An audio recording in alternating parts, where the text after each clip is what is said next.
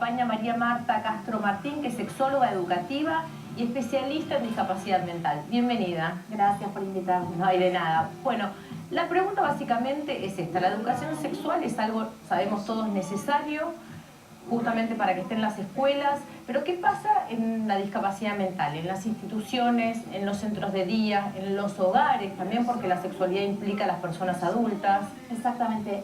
Educación sexual se comienza a educar desde que son niñitos, pero en realidad cuando hablamos de discapacidad mental, el tema de la sexualidad parece preocuparnos cuando aparecen ciertas dificultades en la expresión de la sexualidad que ocurre en los, justamente como vos mencionabas, centros de días o escuelas especiales, donde los chicos comienzan a manifestar amor, romances o masturbaciones en la hora de, por ejemplo, la clase de psicomotricidad, o deseos de ir al baño muy seguido, y claro, es para poder...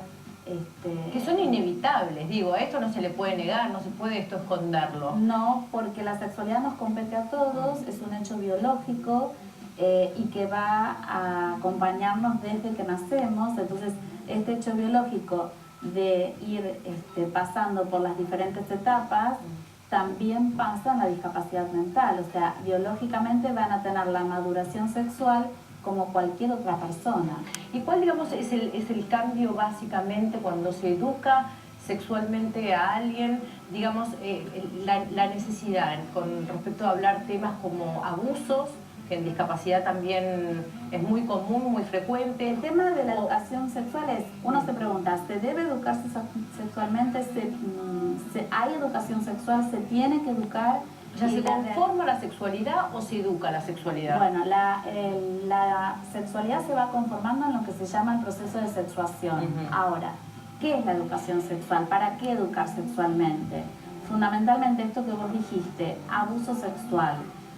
En general, los niños, adolescentes y adultos discapacitados mentales están muy acostumbrados a obedecer todo lo que dice otro adulto, porque desde muy pequeños están acostumbrados a hacer lo que dice la docente especial, el psicólogo, el neurólogo, la psicomotricista, el kinesiólogo. Hay poca decisión propia. Exactamente. Entonces, como están acostumbrados a hacer lo que se les dice, es más fácil y son muy vulnerables a los abusos sexuales.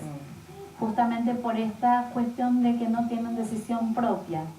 Entonces, por eso es bueno hablar. Exactamente. Es importante hablar y es importante generar ese espacio para que se pueda hablar. Para esto las familias tienen que dar esa oportunidad y ese espacio. Y desde las instituciones también tiene que haber acuerdos en sobre qué vamos a hablar y cómo. Y en esto hay que ponerse de acuerdo en lo que tiene que ver con los valores, con las costumbres, con la cultura, con la época y además con la región, porque se vive de diferente manera y hay distintas costumbres en las distintas regiones de nuestro país. Seguro. Y esto hay que tenerlo muy en cuenta desde la institución y desde la familia, de llegar a acuerdos de qué y cómo vamos a hablar. Pero las instituciones esto lo contemplan, se educa, hay cursos, hay charlas de educación sexual. Bueno, específicamente yo me dedico a capacitar y a dar jornadas sobre el tema y a dar cursos sobre educación sexual en discapacidad mental, ya que hay poca información y es una necesidad que se está empezando a plantear. Se empezó a plantear porque el promedio de vida de todos aumentó y en el grupo de personas con discapacidad mental también. Entonces, 40 años atrás, cuando una persona con síndrome de Down, para darte un ejemplo, fallecía entre los 15 y 16 años, hoy nos encontramos que pueden vivir hasta los 60, 65 años. Entonces atraviesan todas las etapas biológicas de una persona que no tiene discapacidad. Por lo tanto, va a tener deseos, fantasías en el orden de lo sexual, como también la necesidad de enamorarse, formar una pareja, y muchos además, sobre todo las personas con retraso mental leve, el deseo de tener una familia. Claro.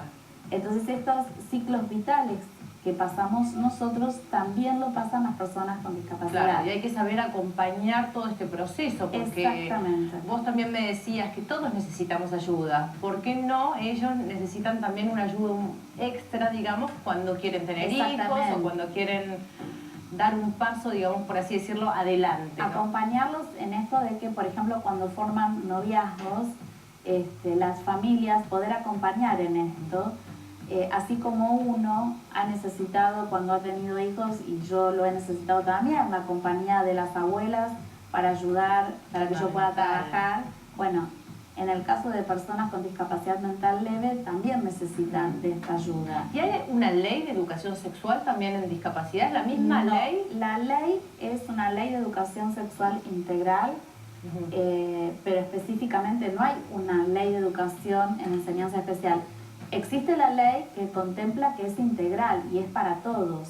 Y existen los derechos sexuales que es para todos y contempla la educación sexual y los derechos sexuales de las personas con discapacidad y con discapacidad en general, con discapacidad mental y con discapacidad motora. Pero digo, ¿es una obligación de las escuelas especiales brindar educación sexual? En realidad la ley debería cumplirse. En realidad está la norma, pero no se cumple. Exacto. Pero está reglamentada. Está reglamentada. El tema es que hay que llevarla a cabo. Y el tema es cómo hacerlo. ¿Y por qué entonces? ¿No se sabe el cómo lleva el miedo? ¿Qué pasa? El tema es cómo lo hacemos, por dónde empezar. Entonces, lo primero por donde tenemos que empezar es por ponernos de acuerdo con las familias, con los docentes, con los profesionales, con el personal de maestranza, sobre cuestiones que tienen que ver con valores. Y tener en cuenta que la sexualidad no es solo lo genital, sino que también tiene que ver con el amor, con el afecto, con el cuidado personal, con el cuidado del cuerpo de uno, del cuerpo del otro. Bien, y como última preguntita que me parece fundamental, papá, mamá, que saben que están en ese momento que necesitan encarar el tema, hablar con su hijo adolescente, pero dice, bueno, discapacidad mental, qué sé yo, qué complicado, consejitos como para que esos papás y mamás lleven mejor ese momento. Bueno, consejitos para los padres. Primero y principal, perder el miedo, porque la sexualidad es un hecho biológico, es un hecho natural que nos compete a todos. No tener miedo de hablar de sexualidad.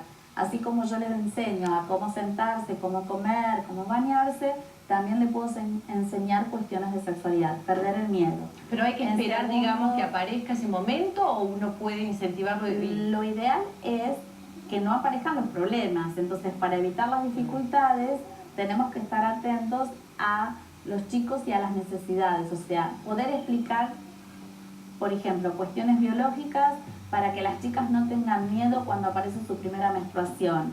Y también poder explicar cuestiones de la afectiva, lo que pasa cuando le gusta un chico o a un chico le gusta una chica. Bueno, tratar de hablar con tranquilidad y también recordar cómo fue para uno este primer momento de enamoramiento. Y entonces se puede trabajar con imágenes, con películas. Los chicos miran mucha televisión, miran películas y miran cuando hay besos. Y ahí se puede uno preguntar, claro. ¿Y a vos te pasó? ¿Te gustaría? Claro, que eso sea el disparador y aprovechar ese momento de mamá como para charlar. Esperar la oportunidad para poder tener una comunicación y que esta comunicación sea efectiva. Claro, es importante hablar y capacitarse. Y justamente para eso tenemos las jornadas 24 y 25 de septiembre que van a ser en el Palacio Rodríguez Peña. Vos me contabas que son justamente las jornadas de sexualidad y discapacidad. Y estas jornadas son auspiciadas por el Cisne, las organizan también conjuntamente. Estamos en conjunto con el Cisne organizando las jornadas que van a ser sobre sexualidad y discapacidad, para discapacidad mental y otras discapacidades. María Marta, danos tu página, que en tu página vos contestás preguntas, dudas, te pueden escribir y vos contestás. Todas las preguntas que los papás, tanto de niños, adolescentes o adultos, quieran realizarme, lo pueden hacer a info@estimulosadecuados.com.ar y yo les voy a contestar todas las dudas que tengan respecto a este proceso de sexuación y a los temores o a los prejuicios y a los mitos que hay respecto de la sexualidad en discapacidad mental, que hay muchos mitos y que bueno, ese es un tema. Es un tema. Para poder desarrollar. Pero es fundamental que ustedes, papás, que están en ese momento, ya saben que escribiendo a la página de la doctora, ya por lo menos tienen una ayuda, tienen un contacto directo con ella. Y justamente para aprovechar que estas jornadas son del Cisne, vamos a ver la agenda del día de hoy y después nos vamos a un corte y enseguida volvemos con más Desde la Vida.